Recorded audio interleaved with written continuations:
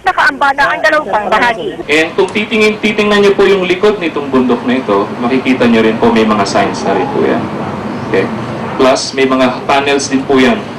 Yung mga tunnels na po paloob. Dito sa kabahayan, dito sa Barangay Kingking, sa munisipyo ng Tampukan, dito sa Compostela Valley. Dati to, puro mga bubong, puro mga bahay, at nakatira dito yung mga small-scale miners na tinatawag. Pero ngayon, wala ka na halos makikitang bahay, kundi puro lupa na lang. Tuloy naman ang paghukay ng backhoe sa guho. Dalawa pang bangkaya na hukay. Honestly, sa nakita ko, it's the chance of survivors is very, very slim.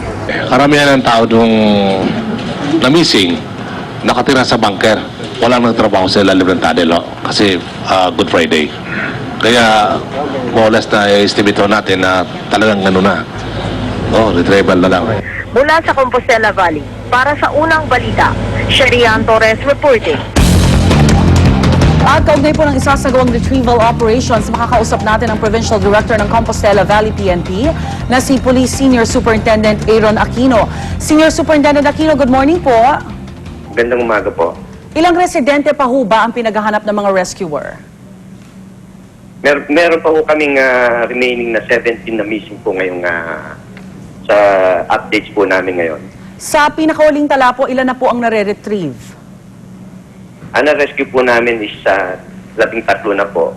At 5 na po ang na-retrieve namin mga patay. Aha. Yung 70 ho na sinasabi nyo, accurate figure daw ho ba iyon? Dahil may sinasabi ho na may mga iba pang maaaring madagdagan itong bilang na ito.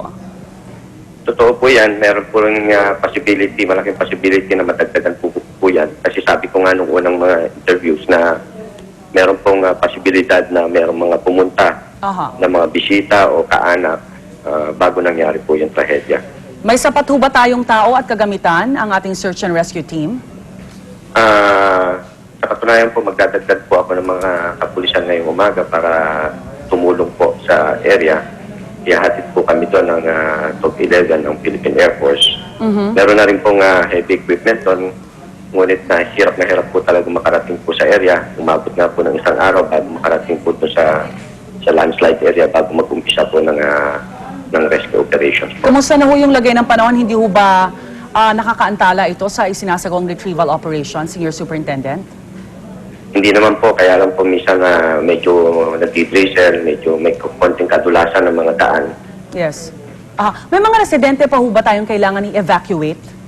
Dahil sinasabi nila na may parang 70 metrong fissure pa dyan ho sa lugar na yan? Well, yung 70 crack po yun, yung part ng 70 na crack po yun, yun po yung bumigay. May Yes. interest pa po na hindi pa po bumibigay. Yung po yung nakakatakot baka yung po ay bumagay. At sa ilalim po nun ay mayroon pang more or less 30 residences po. Alright. Yung po ang binigay sa amin ng ating Secretary DILG po na ilikas within 48 hours lahat ng tao po doon. Ngayong umaga po, magkakaroon po uli kami ng meeting with MDRRC together with the battalion commander at kapulisan po para yung finality po bago namin isagawa po ngayong umaga ang paglilikas ng more or less 30 houses, residents doon po sa bandang hindi pa po kumubuo. Pero Senior Superintendent, gaano katagal na ho ba yung mga residente dyan? Matagal na po ang mga residente dito at nadadagdagan kasi Yes. po marami po mga transients nanggagaling po saan po para mag-invest at magmina po dyan sa lugar. Sa tansya po ng rescue team, meron pa bang posibleng maiahon ho ng buhay?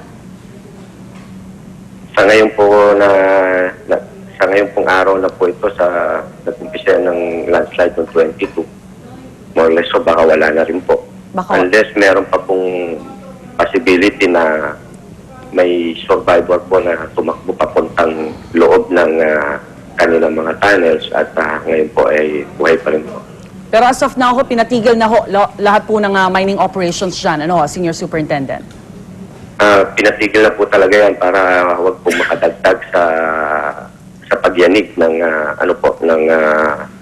lupa doon sa lugar. Pero talagang yung iba ho matitigas pa rin ho talagang ulo at nag-ooperate pa rin Yung pong instruction ko sa aming mga law enforcers na pahinto po lahat ng operation sa taas. Alright, Senior Superintendent Aquino, maraming salamat po sa inyo. Magandang umaga at good luck po sa inyo. Salamat po. Senior Superintendent Aaron Aquino, ang Provincial Director ng Compostela Valley PNP. Samantala, kamusta natin sitwasyon sa mga nag-uuwi ang bakasyonista sa Batangas Port? By live report si Joseph Morong. Joseph! Yes, Igan, ngayong araw, inaasang uwi pa yung ilan nating mga kababayan mula sa kanilang bakasyon sa Puerto Galera sa Mindoro itong Semana Santa. At sa mga uuwi ay meron ng mga nakabang na bus dyan sa terminal sa mismong loob ng pier na pwede na lang sakyan biyaheng LRT, Alabang, Quezon City at yung pang karatig na syudad ang meron dyan. Sa ngayon, kung hindi naman galing sa Galera, ay galing naman sa mga ilang karatig na lugar dito sa Mindoro tulad ng Sakalapan yung mga dumarating dito sa Batangas Pier. At ayon sila ay diretso na nga dyan sa bus terminal. No? Ayon sa mga bakasyonista natin, bagaman pabalik na sila sa trabaho ngayon, ay ayos na rin daw naman dahil nakapagbakasyon sila nitong Semana Santa kahit papano. Kahapon, Igan, ay dumagsana yung bulto ng ating mga turista galing sa kanilang mga bakasyon. Ay kahapon na nila piniling inuwi dahil balik trabaho nga sila ngayong araw. Punuan yung mga bus kahapon pero hindi naman gaanong siksikan. No? Mabilis din naman yung mga biyahe dahil halos sa araw-araw, oras-oras ay may umaalis na mga bus. At 24 oras ang kanilang operasyon sa Puerto Galera. Kung hindi po kayo nakapagbakasyon ng Holy Week at pwede kayong mag-leave sa inyong mga trabaho ngayong linggo, magandang balita dahil 50% off yung mga hotel rates doon. Ibinalik na nila sa dating presyo yung mga hotel rates nila. Matapos nga itong dagsa ng mga turista ngayong Semana Santa. Igan? Maraming salamat, Joseph Morong. Nagulat po live mula sa Batangas Port. Ninakaw na motorsiklo sa Tondo, Maynila, nabawi, suspect arestado. At sino-sino kaya ang mga celebrity na imbitado sa kasal ni na Prince William at Kate Middleton? Huwag pa huli, tutok lang sa unang balita.